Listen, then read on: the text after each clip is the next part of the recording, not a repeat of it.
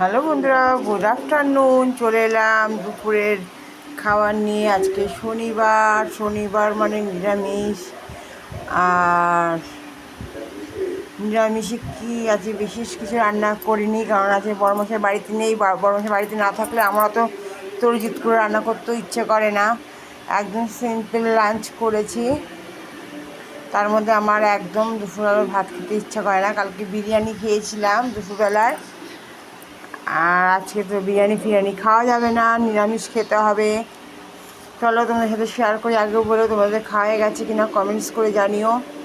দেখো, একদম একটুখানি ভাত নিয়েছি, সকালে একটু ভাত খেয়েছিলাম যেহেতু, একটুখানি ভাত নিয়েছি। আর হচ্ছে আমি এমনিও অল্পই ভাত খাই, সকালে খেলে দুপুরে আর খেতে ইচ্ছা করে না, তাও নিয়ে বসলাম।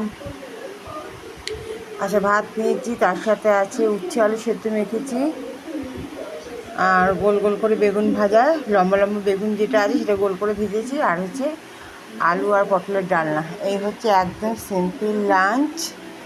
এটা আমি এখন খাবো। খুব একটা তরিজিৎ করে আজকে রান্না করিনি, ভালো লাগছে না শরীরটা। আর এমনিও বড় মাসে বাড়িতে না থাকলে আমার রান্নাবান্না করতে ইচ্ছা করে না। আমার আর ছেলের জন্য শর্টকাটে যেটাই হয় সেটাই করে ফেলি। চলো খেয়ে নিই। তোমরা কমেন্টস করে জানিয়ে তোমাদের খাওয়া হয়ে গেছে কিনা। ভালো লাগলে একটা লাইক করে ভিডিওটা।